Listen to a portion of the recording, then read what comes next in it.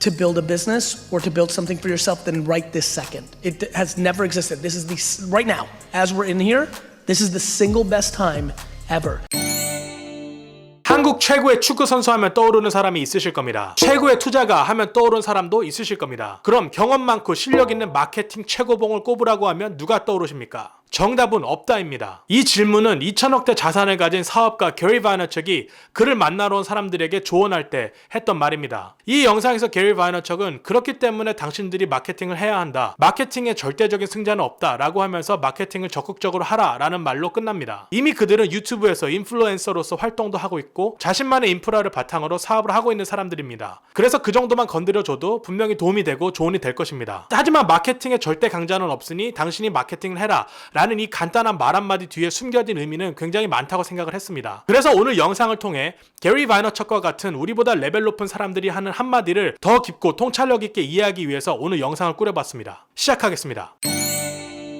게리 바이너척이 마케팅에 절대 강자가 없다라고 말하는 이유는 공식이 있어도 계속해서 시장이 변하고 소비자의 심리와 니즈가 변하기 때문입니다. 축구에서 약속한 세트 플레이를 한 번밖에 쓰지 못하는 이유와 같죠. 같은 전술을 계속 쓰면 상대방이 이를 알아차리고 막히기 때문입니다. 그래서 기존에 있었던 사기, 범죄 관련 영화나 책만 보더라도 계속 한 끗이 다르게 변형시키는 이유도 이와 같습니다. 사실 따지고 보면 결국 고부가 가치를 내는 일은 내가 직접 나서야 할 때가 많습니다. 잘 되는 설렁탕집 식당에서 재료를 직접 사와서 김치 공장을 차릴 정도로 직접 나서서 김치를 담그는 이유도 이와 같습니다. 투자 관련해서도 펀드 매니저 같은 전문가에게 맡기는 것도 좋지만 투자 이익에 대한 어느 정도 비용을 지불해야 하기 때문에 많은 이윤을 남기는 것이 어렵습니다. 그래서 워렌 버핏은 돈을 벌고 싶다면 반드시 해야 되는 것 중 하나로 투자 전문 브로커를 잘 고르는 것을 꼽았습니다. 투자 이익에 대한 커미션에 대해서 충분히 생각해야 하기 때문입니다. 하지만 워렌 버핏에 대한 책들은 많지만 본인이 직접 책을 쓰지 않는 이유도 매일 바뀌는 시장 경제의 흐름을 읽어내고 이익이 나는 투자를 위해 실전에서 뛰고 있기 때문일 것입니다. 손흥민 선수 같은 세계적인 선수 한 사람을 만들기 위해 다른 코치에만 의존하지 않고 축구 선수였던 아버지가 본인의 인생을 바친 것도 바로 이런 이유 때문일 것입니다. 그렇기 때문에 여러분도 스스로가 적극적으로 마케팅을 하시거나 최소한 마케팅에 대해 제대로 이해는 하고 있어야 할 필요가 있습니다. 오늘은 미국의 마케팅 전문가들의 핵심 노하우를 담은 책을 정리해서 온라인 비즈니스에 바로 적용시킬 수 있는 사업자, 소비자 모두를 위한 핵심 정보를 다뤄보겠습니다. 아무리 부족해도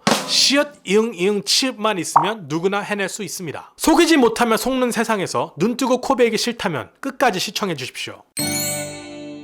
우선 마케팅 지식의 성격에 대해서 말씀드리겠습니다. 마케팅 관련 서적들을 보면 정도의 차이가 있지만 대단한 찬사를 받지도 못하고 학문적인 전문성도 꼭 띄고 있지 않은 책들이 많습니다. 마케팅 책이라기보다 심리학이라는 이름을 붙여서 소비의 심리학, 설득의 심리학 이런 식으로 학문적인 권위를 주어야 오히려 인지도도 높아지고 책도 많이 팔립니다. 미국의 경우에도 정말 괜찮은 마케팅 책의 내용이지만 평점이 되게 높지 않을 때도 있고 또 책의 표지가 내용에 비해서 저렴한 버전의 게임 공략집처럼 생긴 경우도 있고 책 구성상 참고 문헌이라고 할 만한 것도 거의 없는 경우가 많습니다. 하지만 학문적 권위가 없어 보이는 이런 마케팅 책들에서도 마케팅 지식과 인간 심리부터 인생의 지혜가 풍부하게 담겨있는 경우가 있습니다. 오늘 소개해드릴 책을 통해서도 온라인 안트레프너어, 온라인 사업가나 브랜딩이 필요한 분들 뿐만 아니라 나도 모르게 나를 프레임 안에 가두고 있었던 분들도 본인을 가두었던 보이지 않는 벽을 발견해서 더 나은 선택을 하시는 데 도움을 얻으실 수 있을 겁니다. 어떤 현자가 이런 말을 했습니다. 역사를 통해 앞을 어느 정도 예측할 수 있다라고 말입니다. 역사 속 반복된 패턴을 찾아 앞으로의 패턴을 예측한다는 말입니다. 특히 한국처럼 획일화되고 트렌드에 잘 선동되는 사람들은 마케터 입장에서는 그 다음을 예측하기도 편하고 또 잘 짜놓은 판대로 속이기도 편할 것이라고 생각합니다. 예를 들자면 모두가 필요한 돈 버는 법에 관한 마케팅, 노하우의 지식이 유튜브에서 공개되면 그 정보를 소비하는 입장에서는 꿀팁이라고 판단하고 대부분은 그 정보를 나만 알고 싶은 정보로 여겨 몰래 간직합니다. 그래야 그 정보를 가지고 다른 사람보다 나를 더 좋은 곳에 포지셔닝 할 수 있다는 기대 심리 때문입니다. 마케팅이나 노하우 관련 이북이 비싸지만 팔리는 이유가 바로 이 점을 이용한 것입니다. 간단히 말해서 금쪽 같은 정보를 신주단지 모시듯 가지고만 있게 되는 겁니다. 중고나라에 보면 고가의 물건들이 올라오는 이유가 남들과는 다르고 싶은 이 한 끗 때문에 구입을 했지만 형편에 맞지 않거나 금방 질리거나 하는 등 물건의 가치를 최대한 활용하지 못하기 때문에 다시 재판매하는 경우가 대부분입니다. 예를 들어 200만원짜리 가방을 사서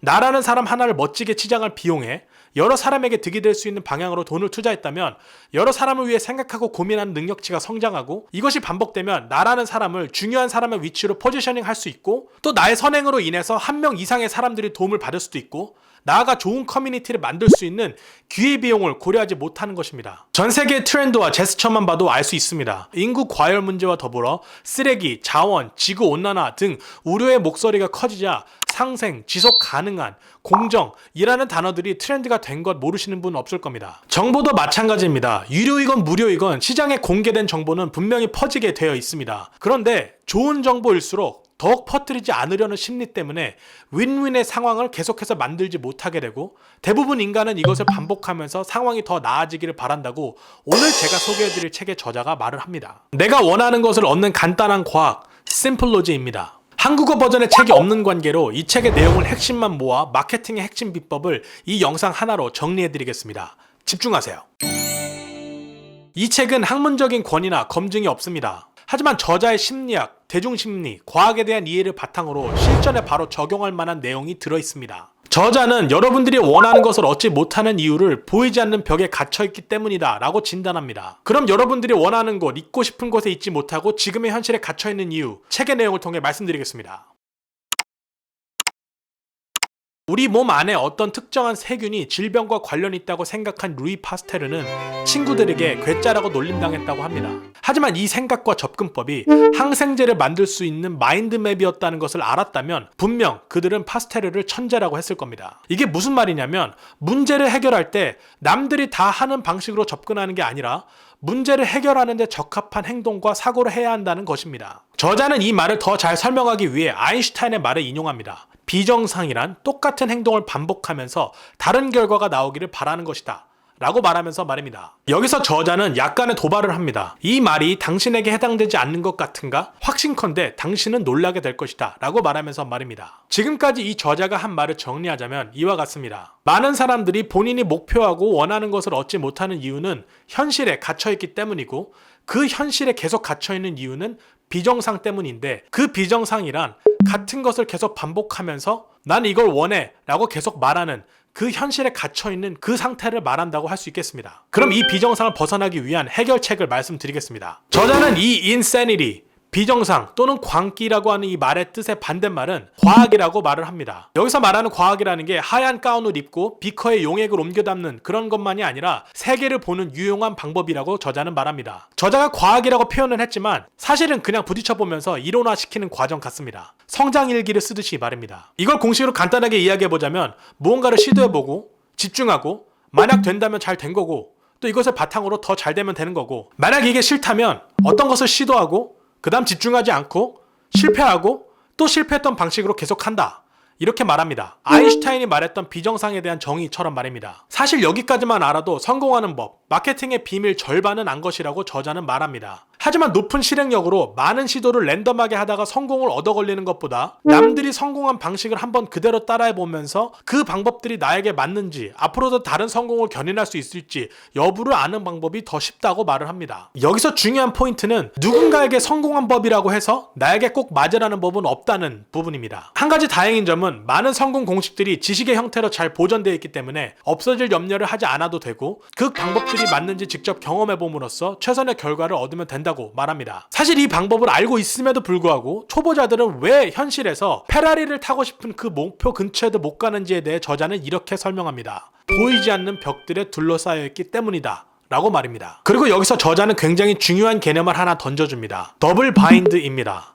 바로 이 더블 바인드가 보이지 않는 벽 중에 하나라고 말을 합니다. 더블 바인드의 간단한 정의는 둘 중에 하나를 선택해야 하는 딜레마 상황을 말합니다. 그리고 작가는 이 더블 바인드가 웬만한 문학 작품에 다 들어있다고 말을 하는데요. 훌륭한 문학 작품들은 더블 바인드가 창조해낸 상상의 감옥에 갇힌 사람들에 대한 이야기이다. 듣고 보니 그렇습니다. 죽느냐 사느냐 이렇게 A 아니면 B의 선택지밖에 없는 것 같은 갈등에 꽂혀있는 주인공들이 대부분이죠. 스토리의 시대적 배경, 내용 전개가 어떻게 되던 간에 주인공의 생각과 사상을 벗어나지 않습니다. 독자가 주인공에 꽂히도록 하는 것입니다. 어떤 면에서는 글쓰기로 사업적 성공을 이루어본 사람들이 문학이나 비문학 쪽에 관심을 가질 수밖에 없는 이유가 사람들로 하여금 한 가지에 집중하게 만드는 원리가 비슷해서 그렇지 않나 생각됩니다. 뭐가 되었던 간에 피해자가 생기는 원리는 더블 바인드가 일으키는 원인을 보지 못하는 무능력 때문에 기인한다고 작가는 이야기합니다. 예를 들어 막 성인이 된 순수한 청년이 성인이 된 기념으로 술집에 놀러 갔습니다. 그에게 프로 술집러가 담배보다 강력한 것을 권합니다. 이에 순수한 청년은 몸을 해치지 않을까요? 라고 조심스럽게 말합니다. 그러자 카사노바처럼 보이는 프로 술집러는 쪼다같이 왜 그러냐며 어차피 한 번 사는 인생 즐기라는 듯이 쿨해지라고 말하면서 다시 권합니다. 자, 이 말의 논리는 굉장히 강력합니다. 실제로 많은 사람들이 리스크를 지려고 하지 않기 때문에 도전을 하지 않고 성공과 멀어지고 쪼다 같은 삶을 산다고 저자는 말합니다. 그리고 인생에 한 번 산다는 말은 전 세계인이 동의할 말입니다. 그리고 정확히 이렇게 해서 더블 바인딩에 걸리는 겁니다. 한번 해볼까?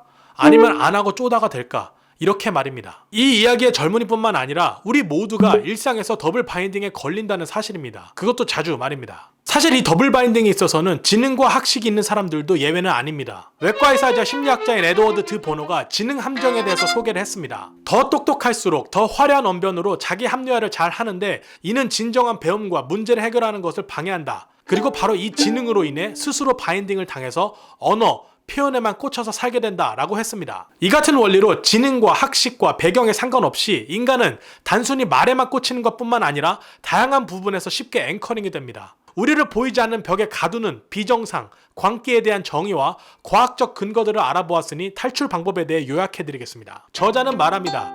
이런 눈에 보이지 않는 벽들을 많이 알아채면 알아챌수록 더 자유할 수 있다고 말입니다. 그럼 보이지 않는 벽을 탈출하는 방법부터 설명드리겠습니다. 어떤 정보를 받아들일 때 깊이 있게 사고하면서 필터링을 해야 한다. 꿈을 현실로 만들 수 있는 시스템을 갖춰야 된다. 어떤 일을 할 때 실험에 임하는 과학자처럼 시도해보고 되면 좋고 안 되면 다른 것을 시도해라 입니다. 이렇게까지 보이지 않는 벽을 탈출하는 방법을 알려드리고 또 알아도 탈출하지 못하는 이유는 나에게 어떤 보이지 않는 벽이 있는지 모르기 때문입니다. 몇 가지 예를 들어드리겠습니다.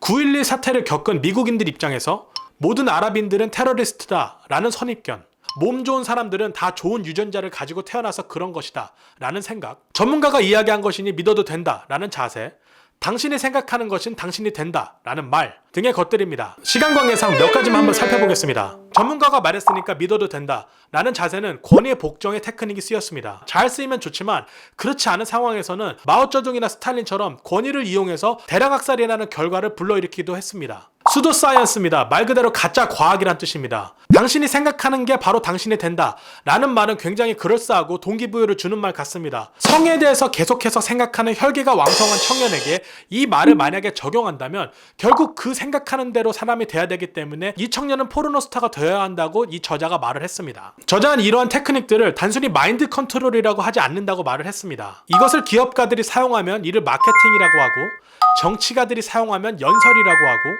적군들이 사용하면 선전이라고 하고, 아버지가 아들에게 사용하면 온화한 설득이라고 하고, 코치가 선수들에게 쓰면 격려라고 표현된다고 했습니다. 한 가지 확실한 것은 우리 주변에 널린 마케팅 같은 말, 생각들은 의미 없이 횡설수설하는 것들이 아니라 신념, 관념, 이론, 구상으로 마치 잘 짜여진 골조를 갖춘 건물 같은 것이라고 저자는 말합니다. 모두를 만족시키는 궁극의 계획과 정책을 가진 유토피아는 없습니다. 하지만 나라는 사람은 어떤 신념과 관념으로 이루어진 말로 모델을 삼을 것인가를 선택할 수 있습니다. 때문에 어떤 것이 아니다 라고 손가락질하는 것보다 내가 맞고 옳다 라고 여기는 정보를 지지하고 퍼뜨리는 것이 이상적인 시장 구조 형성을 위해 개인이 할 수 있는 영향력이 아닌가 생각합니다. 결론입니다.